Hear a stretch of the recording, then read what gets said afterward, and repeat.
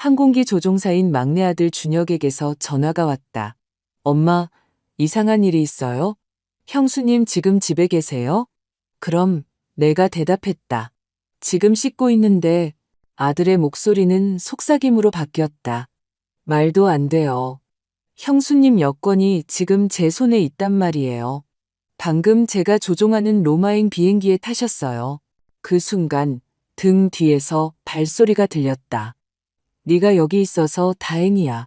만약 이 영상을 보고 계신다면 좋아요를 누르고 채널을 구독해주세요. 그리고 댓글로 어디서 제 복수 이야기를 듣고 계신지 알려주세요. 제 이야기가 어디까지 퍼졌는지 알고 싶어요. 오늘 아침도 여느 때와 같이 아침 식사 후 서둘러 설거지를 하고 있었다. 큰아들 준우는 일찍 출근했고 7살배기 똑똑한 말썽꾸러기 손자 민준이도 통학버스를 타고 학교에 가 집은 조용했다. 그리고 준우의 아내인 며느리 지아는 방금 계단을 올라갔다.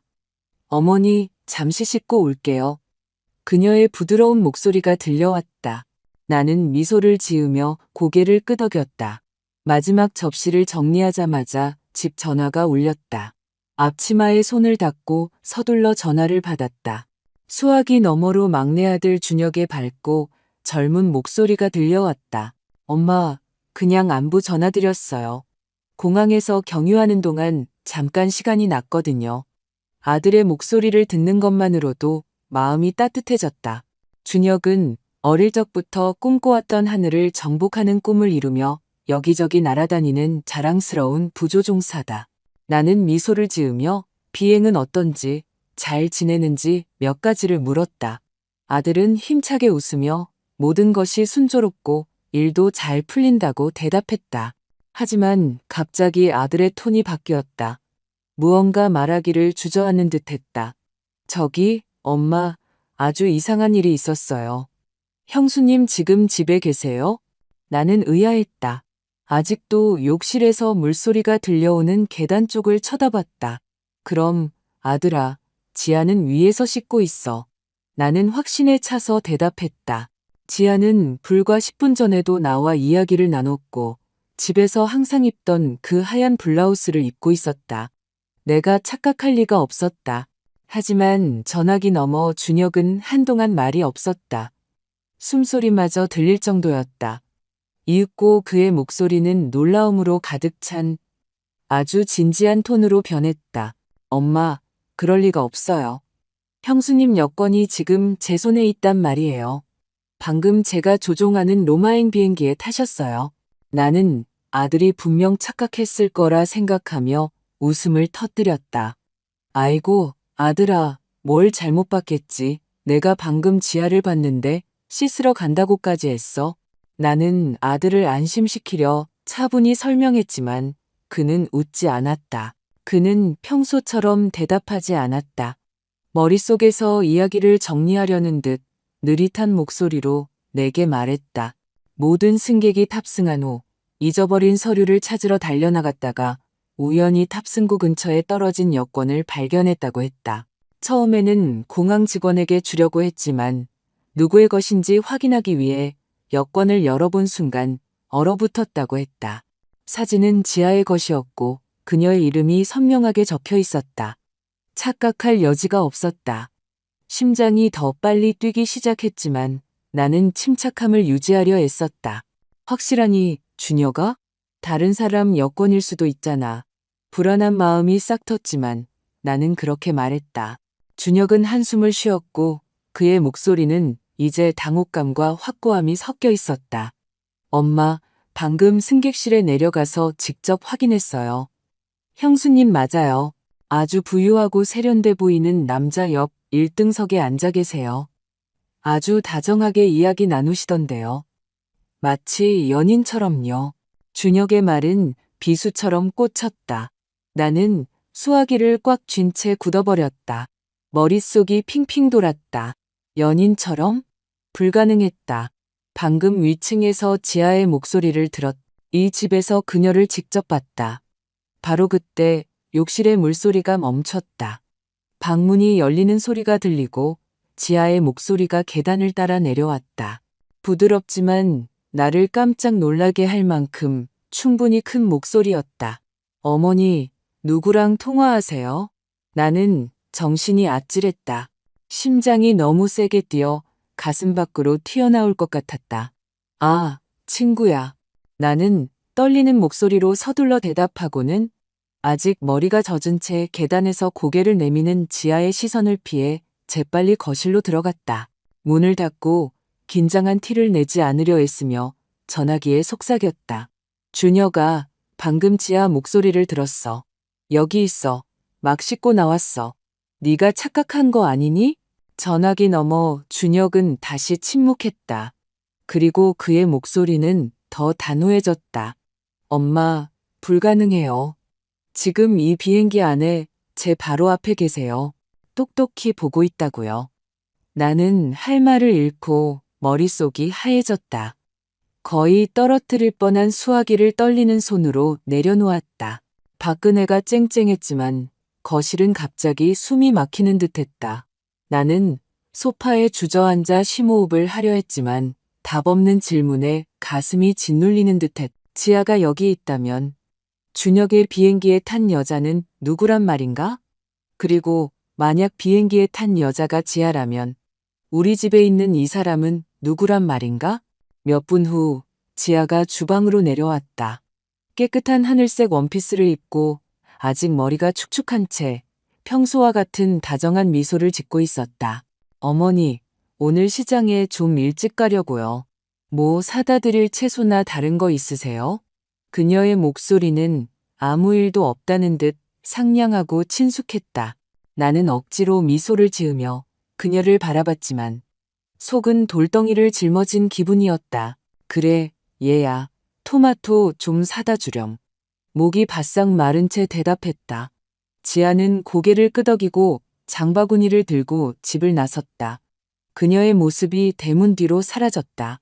나는 영혼의 소용돌이가 이는 채 그녀가 가는 것을 멍하니 서서 지켜봤다. 나는 준혁이 거짓말을 한다고 생각하지 않았다. 내 아들은 그런 이야기를 지어낼 이유가 없었다. 언제나 바르고 가족에게 다정하고 세심한 아이였다. 하지만 수년간 함께 살아온 며느리 지아 역시 내 눈앞에 있었다. 틀림없이. 나는 스스로에게 물었다. 내가 놓친 것이 있을까? 이 집에 내가, 이 늙은 내가 전혀 눈치채지 못한 비밀이 있는 걸까? 정오의 햇살이 커튼을 통해 스며들어 타일 바닥에 옅은 빗줄기를 그리는 동안 나는 거실에 조용히 앉아 있었다. 내가 늘 앉아서 뜨개질을 하거나 민준이에게 동화책을 읽어주던 낡은 소파가 이제는 더 무겁게 느껴졌다. 준혁의 전화가 머릿속에서 계속 맴돌았다. 그의 말 한마디 한마디가 내 심장을 망치로 내리치는 것 같았다. 방 안을 둘러보았다. 가족 사진들이 걸려 있었다. 결혼식 날에 준우와 지아, 갓 태어난 민준이, 그리고 처음으로 조종사 제복을 입었을 때의 준혁의 환한 미소. 그 모든 추억들이 이제는 안개에 덮인 것처럼 흐릿하고 의심으로 가득 차 보였다. 저는 이선영, 서울의 조용한 중산층 동네에 사는 65세의 미망인입니다. 남편은 10년 전에 세상을 떠나 제 목숨보다 더 사랑하는 두 아들을 남겼습니다. 큰아들 준우는 성실한 건축가로 늘 설계도와 프로젝트에 파묻혀 삽니다. 막내 준혁은 조종사가 되겠다는 꿈을 이룬 제 자랑입니다. 제 삶은 준우의 작은 가족, 며느리 지아, 손자 민준이, 그리고 이 집에서의 평온한 나날들을 중심으로 돌아갑니다.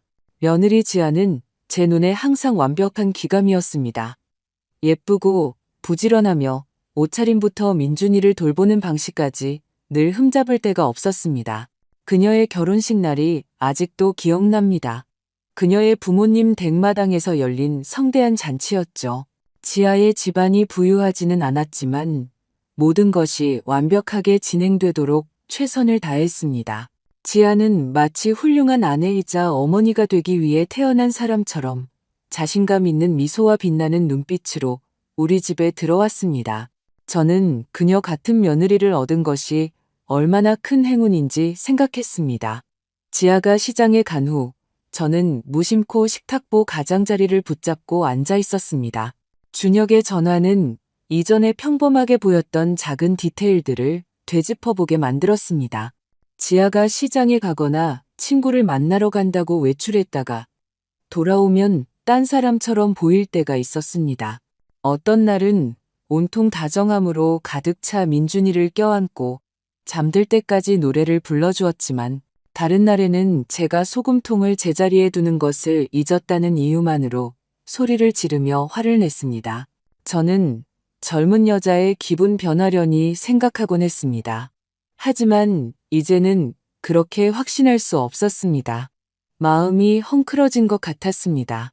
소중히 간직해온 모든 기억들이 뒤섞이는 기분이었습니다. 몇 달 전, 지아가 장볼 목록을 오른손으로 펜을 잡고 쓰던 것을 기억합니다. 그녀의 글씨는 매우 반듯하고 정성스러웠습니다.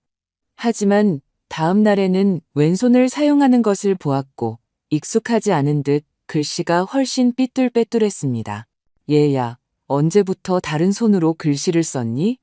하고 물었죠. 그녀는 웃으며 재빨리 대답했습니다. 아, 그냥 재미로 연습하는 거예요. 어머니, 저는 별 생각 없이 고개를 끄덕였지만 이제 그 디테일은 내 마음속에 날카로운 조각이 되어 밝혔습니다. 생각에 잠겨 있는데 문이 열리는 소리가 들렸습니다. 민준이가 등에 맨 가방을 흔들며 달려 들어왔습니다. 작은 새 같은 목소리로 할머니, 오늘 선생님이 제 그림 잘 그렸다고 칭찬해 주셨어요. 라며 저를 힘껏 껴안았습니다. 저는 미소를 지으려 애쓰며 아이의 머리를 쓰다듬었지만 가슴에는 여전히 무거운 짐이 남아 있었습니다. 민준이는 앉아서 공책을 꺼내 보여주었습니다. 할머니, 보세요.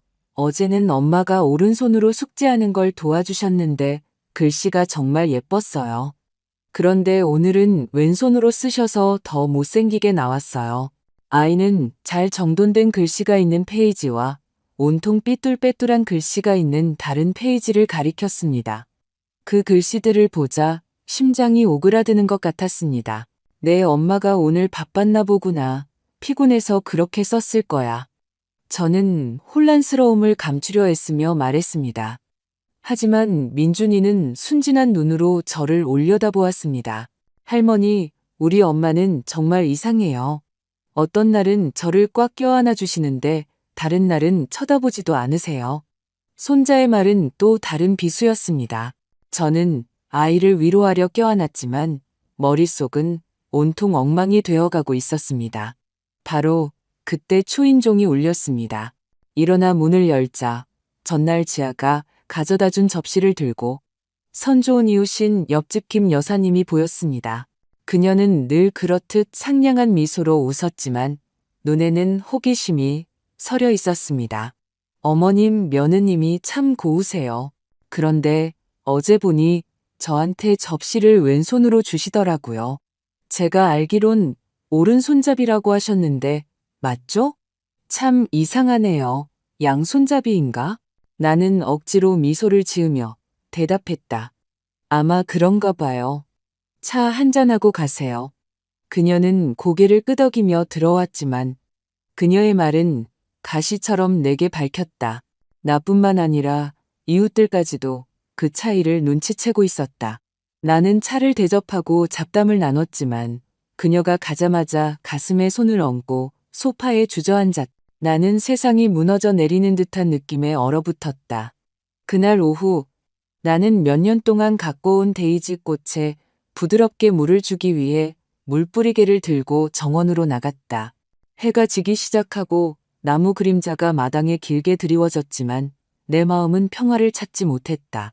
민준이의 말, 김 여사님의 말, 그리고 전화기 너머 준혁의 단호한 목소리가 잔잔한 호수에 던져진 조약돌처럼 계속해서 머릿속을 맴돌며 멈추지 않는 파문을 일으켰다. 식물에 물을 주면서도 내 마음은 딴 데가 있었다. 내가 너무 늙어서 우리 집에서 일어나는 이상한 일들을 눈치채지 못하는 걸까?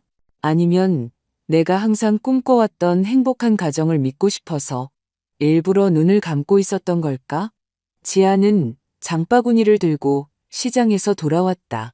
하지만 내 눈길을 끈 것은 그녀가 바구니를 왼손으로 들고 있다는 점이었다.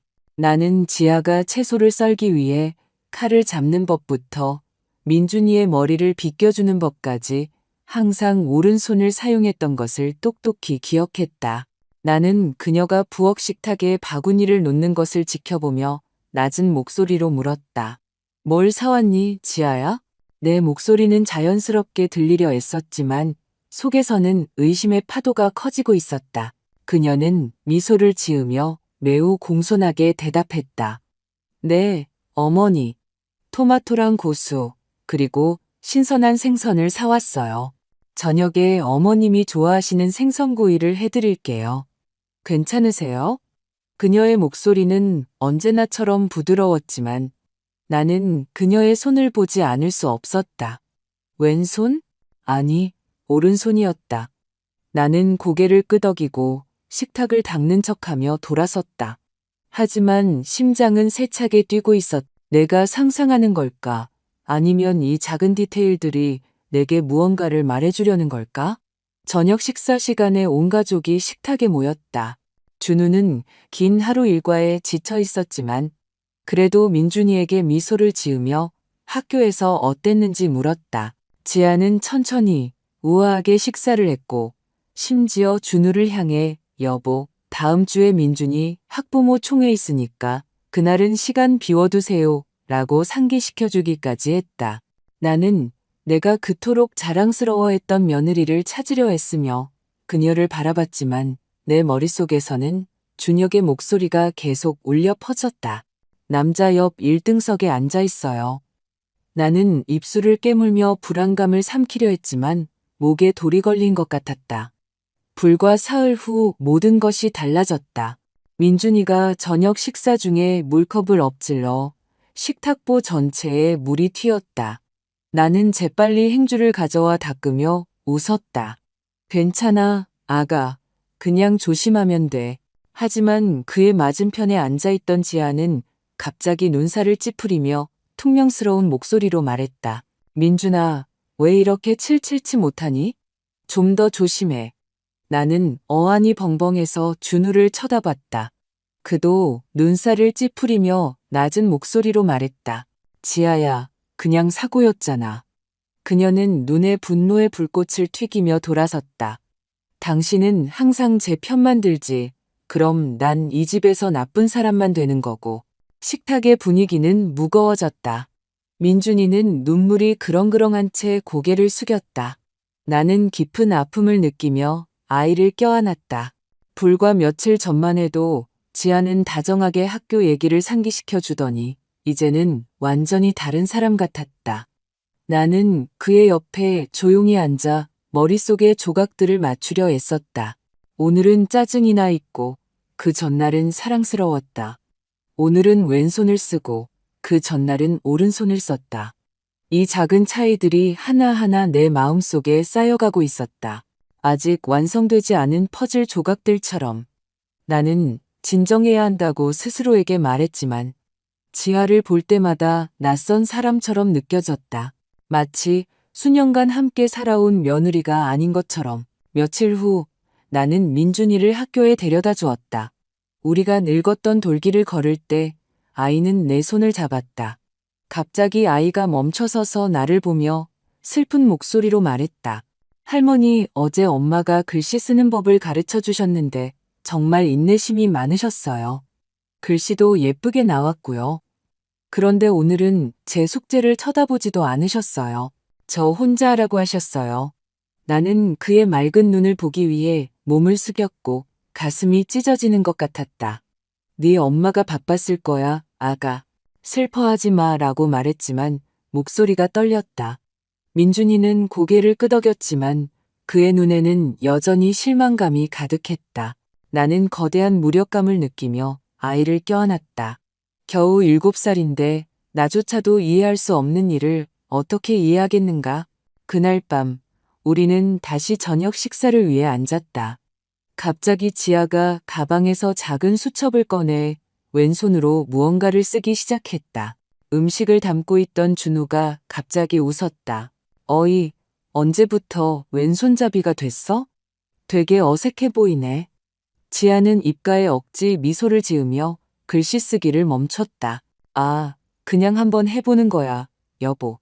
그녀는 재빨리 수첩을 가방에 넣었지만 나는 그녀의 눈에 스치는 당황의 빛을 알아차렸다. 준우는 고개를 저으며 더 이상 아무 말도 하지 않았다. 하지만 그 역시 무언가 이상하다는 것을 눈치챘다는 것을 알았다. 나는 숟가락을 꽉 쥔 채 심각한 표정을 유지하려 했으며 앉아 있었지만 속에서는 의심이 불길처럼 타올랐다. 어느 날 아침 나는 빈 양념통을 들고 늘 가던 돌길을 건너 옆집 김 여사님 댁으로 갔다. 지아가 몇 주 전 준우가 좋아하는 김치찌개를 끓인다며 빌려갔던 것이었다. 문을 두드리자 김 여사님이 언제나처럼 상냥한 미소로 문을 열어주셨다. 어머님, 들어오세요. 제가 커피 한 잔 타드릴게요. 그녀는 아직 손에 행주를 든 채 말했다. 나는 감사 인사를 하고 가려 했지만 그녀는 나를 부엌의 나무 의자에 앉혔다. 분위기는 따뜻했고 볶은 커피 향이 났지만 나는 긴장을 풀 수 없었다. 김 여사님은 의심 가득한 눈으로 나를 보며 목소리를 낮췄다. 어머님, 제가 하는 말에 화내지 마세요. 며느님 성격이 좀 변한 것 같아요. 어떤 날은 아주 반갑게 인사하고 제 아이들 안부까지 물어보는데 어제는 이 앞을 지나가면서 제가 손을 흔들었는데도 못 본 척 하더라고요. 마치 저를 모르는 사람처럼요. 김 여사님의 말은 내 혼란스러운 마음의 호수에 또 다른 돌멩이를 던지는 것 같았다. 나는 억지로 미소를 지으며 대답했다. 바빴나 보죠. 요즘 젊은이들이 다 그렇잖아요. 하지만 속은 엉망이었다. 김 여사님은 함부로 말하는 분이 아니라는 것을 알고 있었다. 그녀는 매우 감성적이고 항상 세세한 부분에 신경 쓰는 사람이었다. 그녀마저 지아가 이상하다는 것을 알아차렸다면 내 의심은 더 이상 내 상상이 아니었다. 나는 잠시 더 머물다가 식어버린 커피를 한 모금 마시고 무거운 마음으로 작별 인사를 했다. 돌아오는 길에 나는 민준이에게 늘 붕어빵을 사주는 빵집 박 사장님 댁을 지나쳤다. 박 사장님은 손님을 맞이하다가 나를 보고 미소를 지었다. 어머님, 오늘 우리 꼬마 손님에게는 뭘 드릴까요?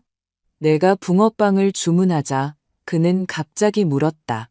어머님이 준우 씨 어머니 맞으시죠? 아내분이 며칠 전에 오셔서 아주 친절하게 대해 주셨어요.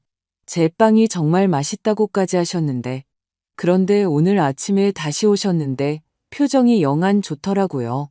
빵만 사시고 감사 인사도 없이 그냥 가셨어요. 나는 가방 손잡이를 꽉 쥔 채 굳어버렸다. 피곤했나 봐요, 사장님. 나는 떨리는 목소리로 재빨리 감사 인사를 하고 떠났다. 박 사장님의 말은 내 안에서 자라나는 의심을 더 깊이 파고드는 또 다른 칼날이었다. 집에 도착해서는 차를 한 잔 끓여 현관에 앉았다. 부드러운 바람이 불어와 정원의 데이지 향기를 실어왔다. 나는 지아가 늘 가던 시장으로 가는 길을 바라보았다. 갑자기 그녀가 장바구니를 들고 돌아오는 것이 보였다. 하지만 그녀는 건조한 목소리로 인사했다. 다녀왔습니다. 어머니, 미소도 어제 고수 한 단을 싸게 샀다고 자랑하던 기쁨도 없었다. 나는 고개를 끄덕이며 낮은 목소리로 대답했다. 벌써 왔니? 하지만 속으로는 그녀를 더 유심히 관찰하지 않을 수 없었다. 오늘 입은 블라우스는 남색으로 집을 나설 때 입었던 하얀 블라우스와 달랐다. 나는 부드러운 목소리로 물어보려 했다. 왜 블라우스를 갈아입었니? 지아는 잠시 멈칫하더니 재빨리 대답했다. 아, 뭐가 묻어서 갈아입어야 했어요. 그녀는 반쯤 미소를 짓고 서둘러 부엌으로 들어갔다. 나는 찻잔을 든 채 바위가 가슴을 짓누르는 듯한 기분으로 서 있었다. 김 여사님의 말, 박 사장님의 말, 그리고 지아가 내게 대답하는 방식, 이 모든 것이 내가 더 이상 외면할 수 없게 만들었다. 그날 밤 우리 모두 저녁을 먹고 있었다. 민준이는 밝은 목소리로 학교 이야기를 했지만 나는 지아가 다른 때와 달리 대답 없이 고개만 끄덕이는 것을 알아차렸다. 준우가 식사 다 했으면 어머니가 그릇 치우시게라고 말했을 때 민준이는 갑자기 나를 향해 순진하게 말했다. 할머니, 어제는 엄마가 잠잘 때 노래 안 불러줬어요. 그저께는 할머니가 항상 불러주시는 그 옛날 노래를 불러줬는데 정말 듣기 좋았어요. 나는 아무 반응 없이 음식을 담고 있는 지아를 보았지만 민준이의 말은 내 심장을 바늘로 찌르는 것 같았다. 그 자장가, 내가 준우와 준혁에게 불러주던 그 노래. 이 집에서는 지아와 나만이 알고 있었다. 그렇다면 왜 그저께는 부르고 어제는 부르지 않았을까? 왜 그렇게 빨리 변했을까? 나는 그릇을 치우러 일어섰지만 내 마음은 이미 딴 데가 있었다. 지아가 친구를 만나러 간다며 집을 나섰다가 이상한 눈빛으로 돌아오던 때가 생각났다. 어느 날은 친구에게서 선물 받았다며 신선한 꽃다발을 들고 왔지만 다른 날은 오늘 어디 갔다 이렇게 늦게 왔냐고 묻자 화를 냈다. 나는 예전에 그것들을 사소한 일이라고 생각했지만 이제는 훨씬 더 큰 비밀의 조각들처럼 보였다. 지아가 내게 무언가를 숨기고 있다고 믿고 싶지 않았다. 하지만 그녀의 모든 말, 모든 몸짓이 나를 의심하게 만들었다. 그날 밤, 부엌을 청소한 후 식탁에 앉아 서랍에서 낡은 수첩을 꺼냈다. 첫 줄을 쓰는 내 손이 떨렸다. 오후 3시, 지하 시장 감, 오후 6시 귀가, 남색 블라우스 착용, 태도 까칠함. 내가 무엇을 하고 있는지 몰랐지만 더 이상 아무 일도 없는 척할 수 없다는 것을 알았다. 계속해서 썼다.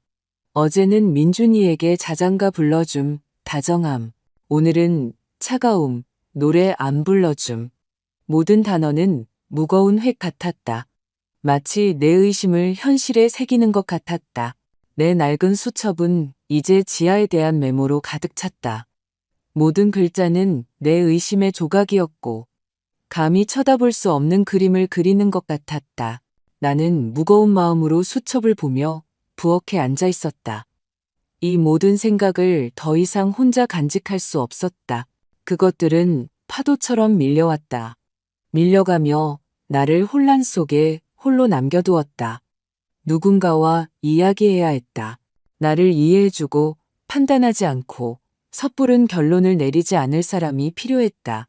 즉시 내 오랜 친구 미경이 생각났다. 우리가 젊었을 때부터 함께 해온 나무 아래 앉아 뜨개질하며 서로의 삶을 이야기하던 친구. 떨리는 목소리로 전화를 걸었다.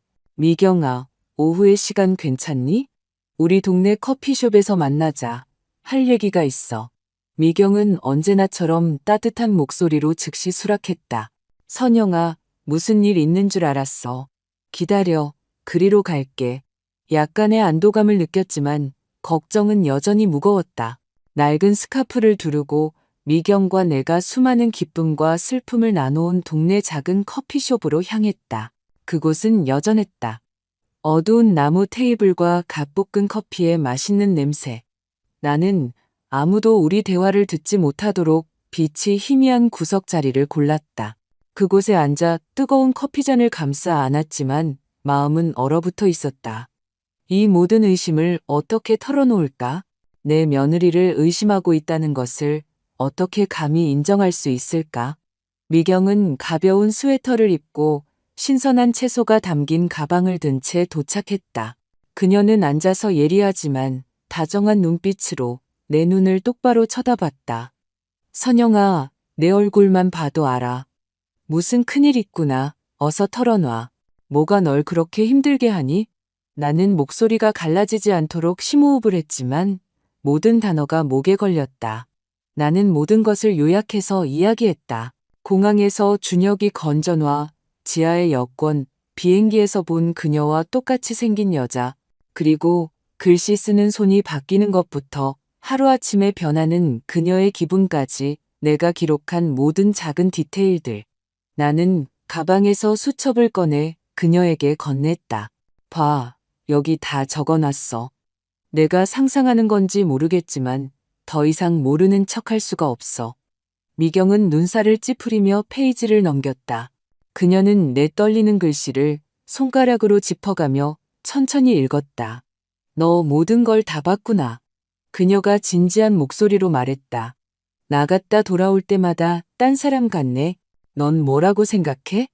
나는 커피잔을 꽉 쥐며 고개를 저었다. 모르겠어, 미경아. 그냥 무서워. 지아가 뭔가를 숨기고 있을까봐 무서워. 내가 더 파고들면 우리 가족이 깨질까봐 무서워. 하지만 멈출 수가 없어. 진실을 알아야 해. 준우를 위해서, 민준이를 위해서. 미경은 컵을 테이블에 내려놓고 결연한 눈빛으로 나를 보았다. 우리 여자들은 쉽게 속지 않아, 선영아. 내 직감이 뭐라고 말하니? 난 여기에 뭔가 있다고 확신해. 넌 이 일의 진상을 밝혀야 해. 나는 망설였고 목소리는 속삭임이 되었다. 하지만 내가 그녀를 잘못 판단하고 있다면? 준우에게 상처를 주면 어떡하지? 미경은 단호하게 내 말을 끊었다. 내 직감을 믿어. 진실을 밝히지 않으면 넌 평생 의심 속에서 살게 될 거고 그렇게 되면 민준이나 준우를 지킬 수 없어.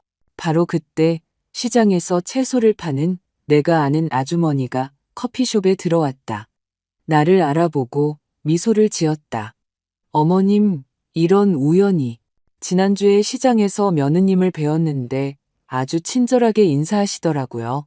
요리하신다고 고수도 한 단 더 사가셨는데 그런데 오늘 아침에 다시 지나가시는데 아주 심각한 표정으로 인사도 안 하고 채소만 사서 가셨어요. 며느님한테 무슨 일 있으세요? 나는 억지로 미소를 지으며 대답했다. 피곤했나 보죠. 하지만 속으로는 숨이 막히는 것 같았다. 지아가 이상하다는 것을 알아차린 사람이 또 있었다. 나는 그 아주머니에게 감사 인사를 하고 그녀가 가는 것을 본 뒤 미경을 향해 돌아섰다. 눈에는 공포가 서려 있었다. 미경은 내 손을 잡았고 그녀의 목소리는 부드러워졌다. 봤지, 선영아. 너뿐만이 아니야. 이웃들까지도 알아차리잖아. 더 이상 자신을 속이지 마. 계속 모든 걸 기록해. 그리고 필요하다면 그녀를 따라가야 할 거야. 해를 끼치기 위해서가 아니라 내 가족을 지키기 위해서. 나는 고개를 끄덕였지만 심장이 내려앉는 것 같았다. 미경의 말이 옳다는 것을 알았지만 내 며느리를 미행한다는 생각은 마치 내 가족을 배신하는 것 같았다. 나는 평생 이 가정을 돌봐왔고 이제는 상상도 못했던 일을 해야 했다. 내 가족 중 한 명을 조사하는 것. 그날 오후 나는 여전히 머릿속이 복잡한 채로 집에 돌아왔다. 지아는 익숙한 파란색 장바구니를 들고 집을 나섰다. 어머니, 잠시 시장 좀 다녀올게요. 그녀가 부드러운 목소리로 말했다. 나는 고개를 끄덕였지만 그녀가 대문 뒤로 사라지자마자 수첩을 펴고 썼다. 오후 3시 지하 시장감. 파란색 바구니 휴대. 태도 정상. 나는 시계를 보며 매 순간을 세고 있었다. 6시에 지아가 돌아왔다. 하지만 그녀가 손에 들고 온 바구니는 이제 빨간색이었다. 나는 놀라서 물었다. 바구니를 바꿨니? 그녀는 미소를 지으며 재빨리 대답했다. 네, 다른 게 찢어져서 친구가 이걸 빌려줬어요. 나는 고개를 끄덕였지만 수첩에 추가하는 내 손은 떨렸다. 오후 6시 귀가 빨간색 바구니 휴대. 목소리 약간 다급함. 내 메모는 쌓여갔다. 각 줄은 진실에 한 걸음 더 다가가는 것이었지만 동시에 사랑하고 신뢰하는 것밖에 모르는 늙은 어머니의 이미지에서 멀어지는 한 걸음이기도 했다. 주말에 준우는 일찍부터 야근하러 갔고 민준이는 학교 활동에 참여해 집에는 나와 지아만 조용히 남았다. 나는 나를 잠식하는 의심을 떨쳐내려 했으며 식탁을 닦고 있었다. 그때 지아가 옅은 노란색 꽃무늬 원피스를 입고 방에서 내려왔다. 결혼 초처럼 신선한 모습이었다. 어머니, 잠깐 시장 좀 다녀올게요. 그녀가 부드러운 목소리로 말했다. 그녀는 늘 쓰던 장바구니를 들고 나갔다. 나는 미소 지으며 고개를 끄덕였지만 속에서는 한 목소리가 계속 속삭였다. 따라가, 선영아, 진실을 찾아가. 나는 2번 생각하지 않았다. 낡은 스카프를 집어 얼굴을 약간 가리고 조용히 집을 나서 지하 뒤에서 안전거리를 유지했다. 햇볕은 강렬했고 등은 땀으로 흠뻑 젖었지만 상관없었다. 그녀가 정말 어디로 가는지, 무엇을 하는지 알고 싶을 뿐이었다. 지아는 시장으로 가는 돌길을 빠르게 걸었지만 갑자기 늘 가던 오른쪽으로 돌지 않고 왼쪽으로 꺾어 공장지대 뒤의 골목으로 향했다. 집들은 낡고 서로 붙어 있었으며 벽은 페인트가 벗겨지고 지붕은 녹슨 양철판이었다. 나는 심장이 터질 듯이 뛰는 채 걸음을 늦추고 인도에 세워진 자전거 뒤에 숨으려 애썼다. 지아는 뒤돌아보지 않고 계속 걸었다. 그녀는 햇빛이 거의 닿지 않는 더 좁은 골목으로 들어갔다. 나는 한 남자가 너트를 조이는데 열중하고 있는 정비소 뒤에 숨었다. 나는 지아가 낡은 나무 문 앞에 멈춰 서서 조용히 노크한 뒤 안으로 들어가 사라지는 것을 보았다. 나는 숨을 헐떡이며 머리가 핑핑 도는 채 그곳에 서 있었다. 내 며느리가 저기서 뭘 하는 걸까? 여긴 시장도 아니고 그녀가 언급했던 친구 집도 아니었다. 저기까지 걸어가서 문을 두드리고 직접 물어보고 싶었지만 발이 땅에 붙은 것 같았다. 나는 진실이 두려웠다. 내가 곧 발견하게 될 것이 모든 것을 부숴버릴까봐 두려웠다. 결국 나는 돌아서서 질문으로 가득 찬 채 집으로 돌아왔다. 한 걸음 한 걸음이 이전보다 더 무거웠다. 집 대문을 밀자마자 나는 얼어붙었다. 지아가 하얀 블라우스를 입고 부엌에 서서 채소를 썰고 있었다. 그녀가 나갈 때 입었던 꽃무늬 원피스와는 완전히 달랐다. 그녀는 눈살을 찌푸리고 차갑고 날카로운 눈으로 나를 쳐다보았다. 어머니, 어디 다녀오시길래 이제야 오세요? 나는 입이 바싹 마르고 한마디도 할 수 없는 채 굳어버렸다. 불과 몇 분 전에 나는 그녀가 노란 원피스를 입고 그 골목으로 들어가는 것을 보았다. 어떻게 그렇게 빨리 돌아올 수 있었을까? 그리고 이 블라우스는? 나는 더듬거렸다. 그냥 산책 좀 하고 왔어. 지아는 더 이상 아무 말 없이 고개를 끄덕였지만 그녀의 시선은 나를 오싹하게 했다. 나는 무언가를 찾으러 가는 척하며 내 방으로 올라갔지만 사실은 그 시선에서 벗어나기 위해 가슴 속에서 미친 듯이 뛰는 심장을 진정시키기 위해서였다.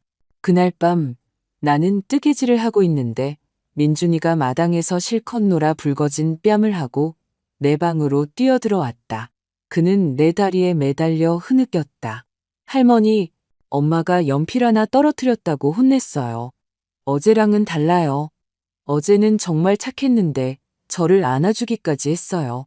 나는 민준이를 품에 안고 머리를 쓰다듬었지만 속에서는 불이 타는 것 같았다. 네 엄마가 피곤했나 보구나, 아가. 슬퍼하지 마라고 말했지만 목소리가 떨렸다. 민준이는 내 어깨에 얼굴을 묻고 속삭였다. 할머니, 저는 어제의 엄마가 좋아요. 나는 눈물이 터져 나오려는 것을 참으며 아이를 더 꽉 껴안았다. 손자의 말은 칼날처럼 내가 억누르려 했던 의심을 더 깊이 새겼다. 그날 밤 나는 잠을 이룰 수 없었다. 침대에 누워 눈을 크게 뜨고 천장을 바라보았다. 이미지들이 머릿속에서 계속 반복되었다. 꽃무늬 원피스를 입고 골목으로 들어가는 지아, 하얀 블라우스를 입고 부엌에 서 있는 지아, 그리고 준혁의 목소리, 제 비행기에 타고 있어요. 나는 서랍에서 수첩을 꺼내나 자신조차 감히 믿을 수 없는 문장을 썼다. 아마도 같은 사람이 아닐 것이다. 그 문장은 저주처럼 느껴졌고 나를 떨게 만들었다. 다음 날 아침 나는 그 골목으로 돌아가기로 결심했다. 더 이상 의심을 참을 수 없었다. 거실에 걸려있는 지아가 준우와 민준이 옆에서 환하게 웃고 있는 가족 사진을 들었다. 나는 그것을 굳게 쥐고 결심했지만 두려움에 떨며 집을 나섰다. 골목은 어제와 같이 조용하고 음침했다. 나는 한 중년 여성이 수채 부채질을 하고 있는 옥수수 가판대 옆에 멈춰 섰다. 나는 사진을 보여주며 물었다. 실례합니다. 이 아가씨를 여기서 보신 적 있나요? 아주머니는 사진을 자세히 보더니 가리켰다. 아, 네, 그럼요. 저기 14번 집을 자주 드나들어요. 나는 목구멍에서 심장이 뛰는 것을 느끼며 감사 인사를 하고 그 집을 향해 곧장 걸어갔다. 14번 집이 내 앞에 나타났다. 벽은 얼룩져 있었고 나무 문은 페인트가 벗겨졌으며 창틀에는 시든 데이지가 담긴 화분이 놓여 있었다. 나는 떨리는 손으로 그곳에 서서 온 세상이 나와 함께 숨을 죽이는 것을 느꼈다. 문을 두드렸고 강노크 소리는 내 가슴을 망치로 내리치는 것 같았다. 문이 열리고 나는 할 말을 잃었다. 내 앞에는 지아와 똑같이 생긴 여자가 서 있었다. 얼굴, 몸매, 길고 검은 머리까지. 유일한 차이점은 그녀의 겁에 질린 눈빛과 걸레를 든 채 떨고 있는 손이었다. 나는 갈라진 목소리로 더듬거렸다. 지아 씨. 그 아가씨는 깜짝 놀라 걸레를 꽉 쥐고 문을 세게 닫으려 했다. 하지만 바로 그 순간 안에서 또 다른 목소리가 들려왔다. 부드럽지만 단호한 목소리였다. 지수야, 이제 숨지 마. 너도 이게 잘못된 거 알잖아. 나는 고개를 들어 지아와 똑같이 생긴 여자, 바로 뒤에 서 있는 젊은 여자를 보았다. 그녀는 날씬하고 머리를 묶고 있었으며 지적이면서도 친절한 눈빛을 하고 있었다. 그녀는 나를 보고 살짝 미소 지었다. 처음 뵙겠습니다. 저는 최유진이라고 합니다. 지수의 룸메이트예요. 어머님, 들어오세요. 이제 진실을 아실 때가 됐어요. 나는 다리가 떨리지 않도록 심호흡을 하고 그 비좁은 양철집 안으로 들어갔다. 벽은 얼룩져 있었고 시멘트 바닥은 갈라져 있었으며 옅은 소독약 냄새가 공중에 떠다녔다. 한쪽 구석에서는 한 노인이 낡은 간이 침대에 누워 낡은 담요를 덮고 희미하게 기침하고 있었다. 공간이 나를 짓누르는 것 같았지만 나는 유진이 가리킨 나무 의자에 걸어가 앉았다.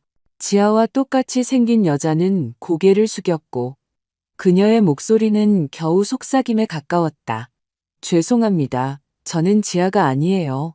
제 이름은 지수예요.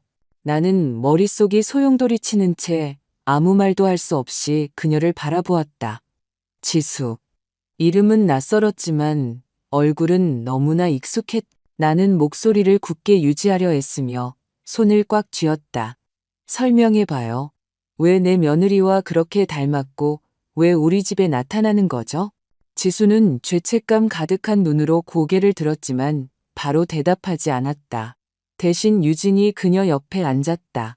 낡은 플라스틱 주전자에서 물 한 잔을 따르며 이야기하기 시작했다. 지수는 아주 가난해요, 어머님. 유진이 차분하고 명확한 목소리로 말했다. 양부모님께서 편찮으신데 특히 저기 누워 계신 아버님 상태가 안 좋으세요. 몇 년 전 지수가 시장에서 우연히 지아를 만났어요. 둘은 물방울처럼 닮았고 지아는 그걸 이용했죠. 지수에게 자기를 대신해 달라고 필요할 때마다 몇 시간씩 자기를 대체해 달라고 제안했어요. 지수는 원치 않았지만 지아가 돈을 아주 많이 줬고 가족들은 약값이 필요했어요. 나는 고개를 숙인 채 걸레를 너무 세게 쥐어 손가락 마디가 하얘진 지수를 보았다. 나는 믿을 수 없다는 목소리로 그녀를 압박했다. 대체한다니 뭘 위해서? 지아가 왜 누군가 자기를 대신하게 할 필요가 있었던 거죠? 지수는 떨리는 목소리로 고개를 들었다. 모든 걸 다요, 어머님. 그녀는 그냥 몇 시간 동안 집에 머물면서 시장에 가거나 아이를 돌보는 같은 몇 가지 일을 하라고 했고 돈을 줬어요. 부모님 약을 살 만큼 많은 돈을요. 저는 더 이상 묻지 못했어요. 그녀는 고개를 숙이고 눈물이 뺨을 타고 흘러내리기 시작했다. 나는 가슴이 억눌리는 것을 느끼며 그녀를 바라보았다. 지난 몇 달간의 모든 이상한 디테일들. 글씨 쓰는 손의 변화, 때로는 다정하고, 때로는 신랄한 성격, 때로는 감미롭고, 때로는 차가운 목소리. 모든 것이 이제 내가 보기를 거부했던 퍼즐의 마지막 조각들처럼 맞아떨어졌다. 유진은 더 날카로운 눈빛으로 계속했다. 이게 도움이 될지는 모르겠지만 한 번은 지아가 아주 세련된 남자와 있는 걸 봤어요. 이름은 강태호였어요. 커피숍에서 그들이 이야기하는 걸 들었는데 자기야라고 아주 다정하게 부르더라고요. 그때 지수는 차 안에서 아무것도 모른 채 기다리고 있었고요. 강태호라는 이름은 내 심장을 찌르는 칼 같았다. 준혁의 말이 생각났다. 부유한 남자 옆 1등석에 앉아 있어요. 작은 방이 내 주위에서 빙빙 도는 것 같았다. 나는 평정을 유지하려 애썼지만 손이 너무 떨려서 물잔을 쏟았다. 유진은 서둘러 닦았지만 나는 질식할 듯한 목소리로 고개를 저었다. 그녀가, 지아가 우리 가족을 속이고 있었어. 지수는 흐느끼며 목이 메인 목소리로 말했다. 죄송합니다, 어머님. 저는 누구에게도 해를 끼치고 싶지 않았어요. 그저 제 부모님을 구하고 싶었을 뿐이에요. 나는 지아와 똑같은 얼굴을 가졌지만 고통과 후회로 가득 찬 눈빛을 한 이 젊은 여자를 보았다. 화를 내고 싶었다. 소리치고 싶었다. 하지만 지수를 보자 동정심만 느껴졌다. 그녀는 주모자가 아니었다. 그저 지아의 게임에 이용된 말일 뿐이었다. 모든 것이 내 눈앞에서 무너져 내리고 있었다. 나는 목소리가 단호하게 들리도록 애쓰며 일어섰다. 지수야, 지아가 어디 있는지 아니? 내게 자기를 대신하라고 할 때 뭘 하는지 아니? 지수는 울음을 그치지 않고 고개를 저었다. 몰라요, 어머님. 그녀는 그냥 시키는 대로 하면 돈을 주겠다고 했어요. 더 이상 묻지 못했어요. 유진은 그녀를 위로하려 어깨에 손을 얹고 나를 향해 말했다. 어머님, 이게 얼마나 고통스러우실지 알아요. 하지만 지수도 피해자예요. 다른 선택이 없었어요. 나는 초라한 집안을 둘러보고 간이 침대에 누운 남자의 희미한 목소리를 들었다. 지수의 절박함을 이해했지만 그것이 내가 느끼는 배신감을 지워주지는 않았다. 나는 눈물을 참으려 주먹을 꽉 쥐었다. 널 탓하지 않아, 지수야. 하지만 난 진실을 알아야 해. 내 아들과 손자를 지켜야 해. 나는 세상이 무너져 내리는 것을 느끼며 일어섰다. 고마워요, 유진 씨. 진실을 말해줘서 다시 올게요.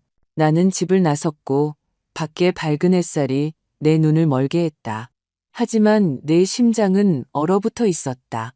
다음 날 아침 나는 얼룩진 벽과 페인트가 벗겨진 나무 문이 내 마음속에 집착이 되어버린 그 작은 골목을 다시 찾아갔다. 햇볕은 여전히 강렬했지만 내 속은 해결되지 않은 의심의 차가운 바람을 짊어진 듯 추웠다. 나는 진실을 마주할 용기를 주는 부적처럼 가족 사진을 꽉 쥐고 14번 문을 두드렸다. 이번에는 지수가 그렇게 겁먹은 것 같지 않았다. 그녀는 여전히 수줍지만 더 차분한 눈빛으로 문을 열고 나를 안으로 안내했다. 어머님, 기다리고 있었어요. 들어오세요. 집은 여전히 작았고 소독약 냄새와 간이 침대에서 들려오는 남자의 희미한 기침 소리가 났다. 나는 낡은 나무 의자에 앉아 지수를 바라보았다. 그녀는 평범한 블라우스를 입고 머리를 느슨하게 묶고 있었다. 피곤해 보였지만 더 이상 겁먹지 않았다. 나는 심호흡을 하고 낮은 목소리로 말했다. 지수야, 내 양어머니를 만나고 싶어. 이 모든 걸 더 잘 이해해야겠어. 지수는 고개를 끄덕이고 나를 방 안쪽 구석으로 데려갔다. 그곳에는 머리가 새하얀 아주 마른 여자가 침대에 누워 흐릿한 눈으로 천장을 바라보고 있었다. 그녀는 지수의 양어머니인 윤혜숙 씨였다. 나는 그녀의 마른 손을 잡고 나를 소개했다. 저는 이선영입니다. 지아의 남편인 준우의 어머니예요. 윤혜숙 씨는 힘겹게 숨을 쉬며 나를 보더니 희미한 목소리로 말했다. 지수는 제 친딸이 아니에요. 갓난아기 때 입양한 아이죠. 그녀의 말은 내 머리를 망치로 내리치는 것 같았다. 나는 심장이 더 세게 뛰는 것을 느끼며 얼어붙었지만 목소리가 평온하게 들리도록 애썼다. 부디 모든 것을 말씀해 주세요. 아주머니는 기침을 하고는 천천히 내가 준비되지 않은 이야기를 시작했다. 오래전 저는 시골 병원의 간호사였어요. 그녀가 떨리는 목소리로 시작했다. 아주 가난한 가족이 쌍둥이 딸을 낳았죠. 너무 가난해서 둘 다 키울 수가 없었어요.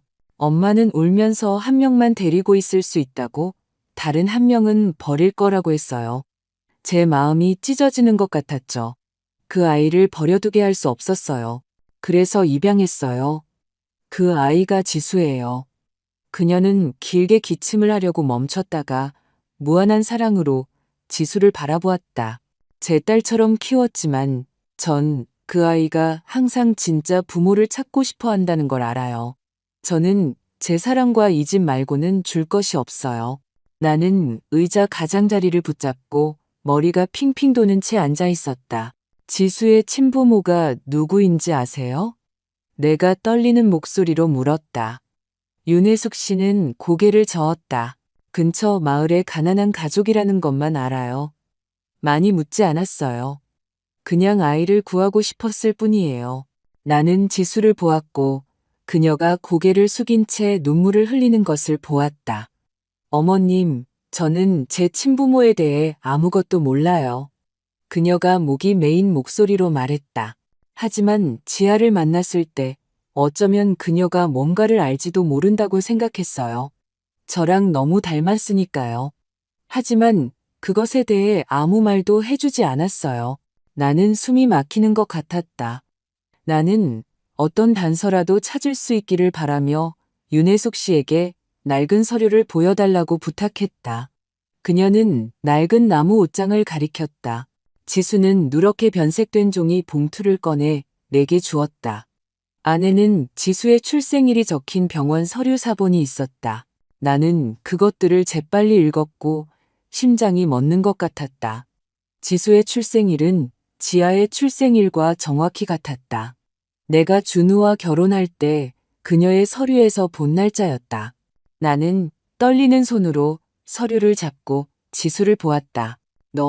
너와 지아는 쌍둥이 자매일 수도 있어. 내가 멍한 목소리로 말했다.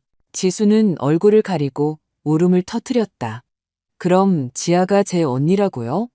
왜 아무 말도 안 했을까요? 왜 저한테 그런 짓을 시켰을까요? 나는 가슴이 찢어지는 듯한 마음으로 그녀를 바라보았다. 지아가 우리 집에 환하고 자신감 있게 들어와 완벽한 아내이자 어머니가 되기 위해 태어난 것 같았던 날들이 생각났다. 나는 그녀를 사랑했다. 그녀가 준우에게 행복을 가져다 줄 것이라고 믿었다.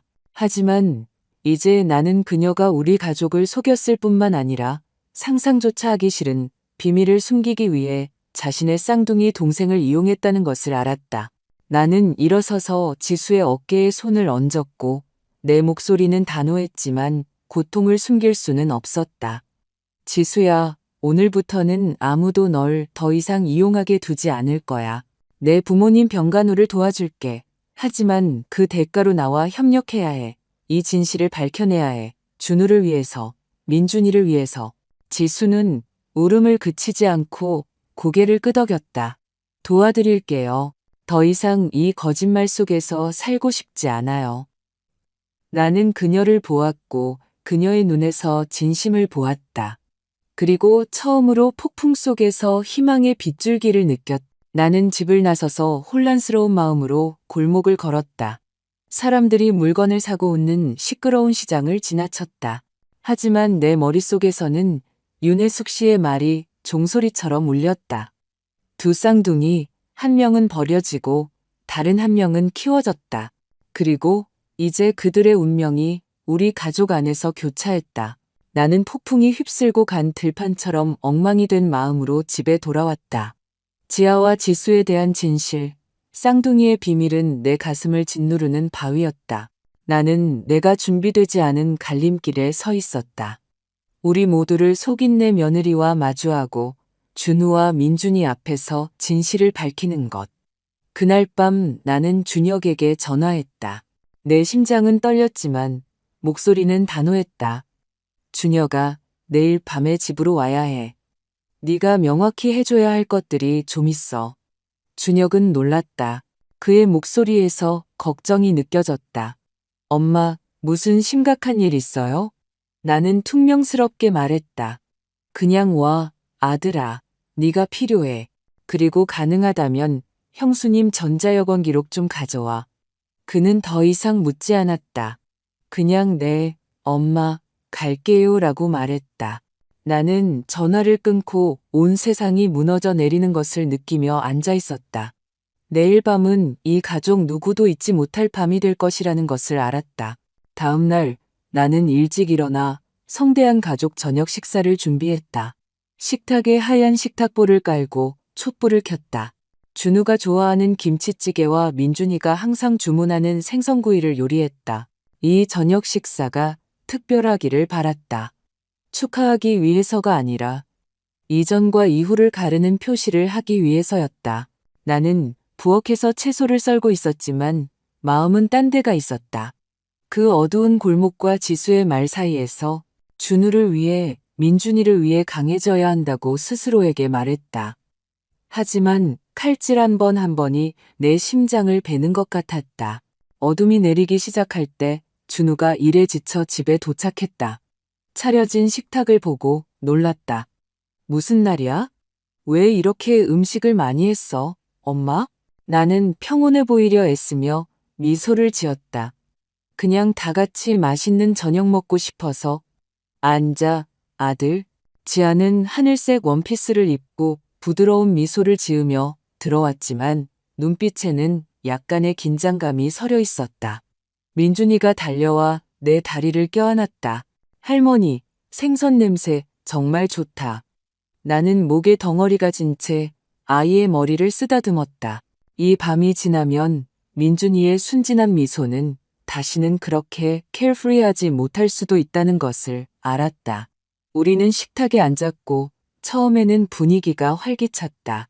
준우는 직장 이야기를 했고 민준이는 학교에서 그린 그림에 대해 신나게 이야기했다. 지아는 가끔씩 맞장구를 치며 고개를 끄덕였지만 숟가락을 잡는 손이 약간 떨리는 것을 알아차렸다. 나는 심호흡을 하고 밖에서 기다리고 있던 준혁에게 신호를 보냈다. 그가 들어왔고 바로 뒤에 지수가 평범한 원피스를 입고 따라 들어왔다.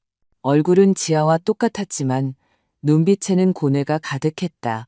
식탁에 있던 모두가 조용해졌다. 민준이는 지아와 지수를 혼란스럽게 번갈아 보며 순진하게 물었다. 왜 엄마가 두 명이에요? 준우는 창백해져서 숟가락을 떨어뜨렸고 지아는 벌떡 일어나 소리쳤다. 이게 다 무슨 짓이에요? 어머니? 나는 떨리지 않으려 식탁 가장자리를 붙잡고 일어섰다. 앉아라, 지아야. 나는 느리지만 단호한 목소리로 말했다. 모든 걸 명확히 해야겠어. 나는 이야기를 시작했고 모든 단어가 내 속을 찢어놓았다. 공항에서 준혁이 전화를 걸어 그녀가 로마행 비행기에 타고 있는 것을 보았을 때 그녀가 집에 있었음에도 불구하고 글씨 쓰는 손이 바뀌던 때 때로는 다정하고 때로는 신랄했던 그녀의 성격. 그리고 마침내 내가 지수를 만나 쌍둥이의 비밀을 발견한 그 골목 방문. 너와 지수는 쌍둥이 자매야. 나는 그녀의 눈을 똑바로 보며 말했다. 진실을 숨기기 위해 내 동생을 이용했지? 우리에게 말해봐. 진실이 뭐니? 지아는 종이처럼 하얗게 질린 얼굴로 떨고 있었다. 그녀는 자신을 변호하려 소리쳤다. 저를 모욕하려고 다 꾸며낸 이야기예요. 어떻게 감히. 하지만 준혁이 다가와 서류 뭉치를 테이블 위에 세게 내려놓았다. 이건 이탈리아 출입국 도장이 찍힌 전자여권 사본이야. 그가 단호한 목소리로 말했다. 집에 있으면서 동시에 로마로 날아갈 수는 없어. 지아는 입술을 꽉 다문 채 서류를 보며 아무 말도 하지 못했다. 그녀 옆에 앉아있던 민준이가 갑자기 순진하지만 고통에 찬 목소리로 끼어들었다. 맞아요, 할머니. 어떤 날 우리 엄마는 천사고, 어떤 날은 아주 나빠요. 저는 나쁜 엄마가 싫어요. 손자의 말은 비수 같았고 나는 울음을 참아야 했다. 방 안의 공기는 너무 무거워서 숨쉬기조차 어려웠다. 나는 고개를 끄덕이고 막 뒷문으로 들어온 유진에게 신호를 보냈다. 그녀는 예리한 눈빛으로 서서 모두 앞에서 이야기했다. 저는 지아 씨가 강태호 씨와 있는 것을 봤어요. 서로 자기야라고 부르더라고요. 그리고 지수를 고용해서 자기를 대신하게 하고 가족을 속인 것도 그녀였어요. 준우는 질식할 듯한 목소리로 아내를 향해 돌아섰다. 사실이야, 지아야, 말해봐. 사실이냐고? 지아는 한동안 침묵 속에서 입술을 깨물더니 갑자기 분노에 찬 목소리로 소리쳤다. 네, 사실이에요. 저 애인 있어요. 이 가난한 생활이 지긋지긋해요. 이 집 며느리 노릇도 지긋지긋하고요. 강태호 씨는 저한테 100배는 더 나은 삶을 줘요. 그리고 당신, 준우 씨, 아무 쓸모도 없어요. 그녀의 말은 방 안에서 터진 폭탄 같았다. 준우는 주먹을 너무 세게 쥐어 하얘진 채 얼어붙었다. 민준이는 울음을 터뜨리고 떨리는 목소리로 나를 껴안았다. 할머니, 엄마가 무슨 말을 한 거예요? 나는 아이를 꽉 껴안았고 눈물이 뺨을 타고 흘러내렸다. 나는 가슴이 찢어진 채 지아를 보았다. 그녀는 후회의 기색 하나 없이 차가운 눈빛으로 서 있었다. 준우는 떨리는 목소리로 일어섰다. 지아야, 정말 그렇게 생각해? 그녀는 대답 없이 돌아섰다. 한쪽에서 조용히 있던 지수가 갑자기 낮은 목소리로 분명하게 말했다. 언니, 그렇게까지 상처 줄 필요는 없었어. 난 그냥 언니를 돕고 싶었을 뿐인데 이렇게까지 될 줄은 몰랐어. 지아는 그녀를 쏘아보았지만 아무 말도 하지 않았다. 그냥 돌아서서 나갔다. 문이 세게 닫히고 방은 고통스러운 침묵에 잠겼다. 그 대립의 밤 이후 우리 집 공기는 생명을 잃은 것 같았다. 이전에는 민준이의 웃음소리와 준우의 이야기로 가득 찼던 거실은 이제 숨막히는 침묵에 잠겼다. 나는 평생을 가족을 위해 살아왔지만 이제는 허리케인에서 막 살아남은 사람처럼 느껴졌다. 내가 그토록 아끼던 가정의 잔해 속에 서 있는 기분이었다. 지아는 그 쓰라린 말들을 내뱉고 떠나 준우에게는 텅 빈 시선을, 민준이에게는 순진한 눈물을 남겼다. 나는 모든 것이 영원히 변했다는 것을 알았다. 일주일 후 준우와 지아는 이혼을 위해 법원에 갔다. 나는 가지 않았지만 준우가 나중에 영혼을 잃은 듯 건조한 목소리로 내게 이야기했다. 엄마, 저나 민준이를 쳐다보지도 않았어요. 서류에 서명하고 그 남자랑 가버렸어요. 우리가 마치 존재하지 않았던 것처럼요. 나는 그의 옆에 앉아 울지 않으려 애쓰며 그의 손을 잡았다. 지아는 민준이의 양육권도 요구하지 않았다. 마치 아이가 이미 실증난 연극의 일부였던 것처럼 내 마음은 준우뿐만 아니라 민준이 때문에 아팠다. 그렇게 버려질 자격이 없는 7살짜리 아이. 걱정 마, 아들아. 나는 떨리는 목소리로 말했다. 나는 항상 여기 있을 거고 민준이에게는 절대 사랑이 부족하지 않을 거야. 하지만 속으로는 이 상처가 치유되려면 오랜 시간이 걸릴 것이라는 것을 알았다. 준우는 무너졌고 말이 없어졌다. 일에만 몰두하거나 마당에서 노는 민준이를 앉아서 지켜볼 뿐이었다. 나는 아들을 보며 그의 눈에서 남편이 우리와 함께 있을 수 없다는 것을 알았을 때 마지막 날들에 보였던 똑같은 슬픔을 보았다. 그를 껴안고 모든 것이 괜찮을 거라고 말해주고 싶었지만 어디서부터 시작해야 할지 몰랐다. 다행히도 지수가 어둠 속의 작은 빛처럼 조용히 나타났다. 그녀는 매일 집에 왔다. 따뜻한 음식이 담긴 용기를 가져오고 민준이와 함께 앉아 놀아주고 이모, 우리 엄마 어디 갔어요? 라고 물을 때 눈물을 닦아주었다. 나는 지수를 보며 지아와 똑같은 얼굴이지만 완전히 다른 마음을 가진 것을 보았다. 그녀는 다정하고 인내심이 강했으며 항상 민준이를 웃게 만드는 방법을 찾았다. 어느 날 오후 나는 민준이가 밝은 목소리로 엄마 지수, 새 그리는 법 가르쳐 주세요 라며 지수를 껴안으러 달려가는 것을 보았다. 나는 심장이 오그라들며 놀랐다. 아이는 오랫동안 보지 못했던 걱정 없는 미소로 그녀를 엄마라고 불렀다.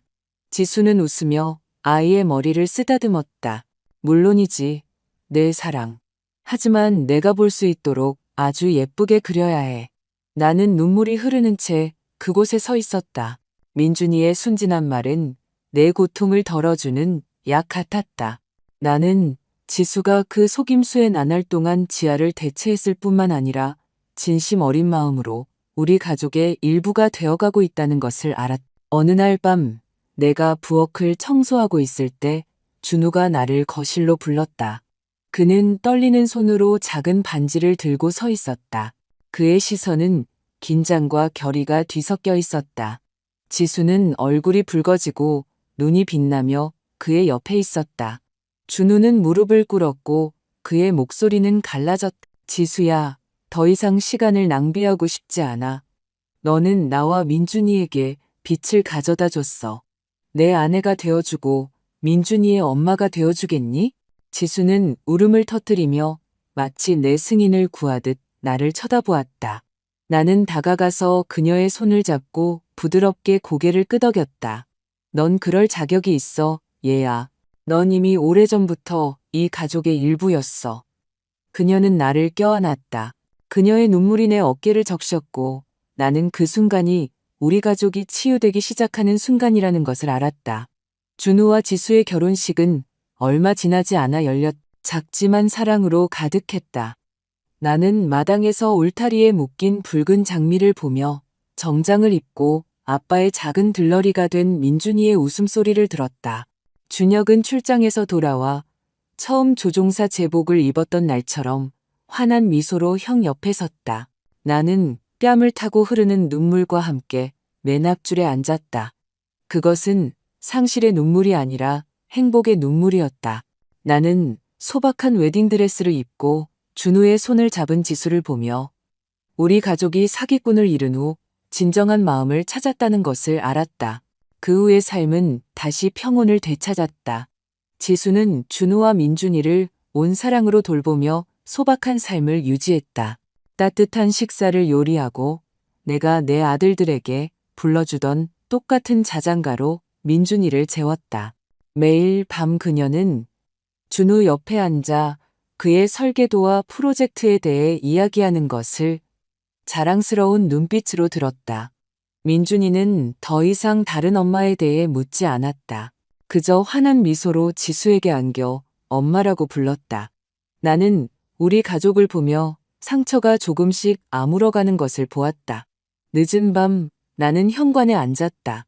정원에는 부드러운 바람이 불고 있었다. 안에서는 지수의 다정한 목소리와 섞인 민준이의 웃음소리가 들려왔다.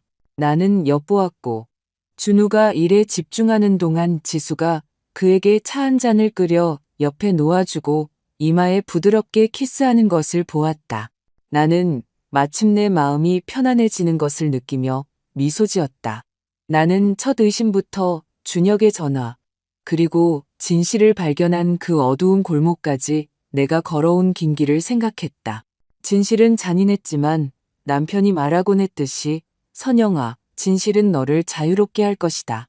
그리고 그랬다. 진실은 우리를 해방시켰다. 우리에게 지수를 데려다 주었고 훨씬 더 밝고 행복한 새로운 시작을 주었다.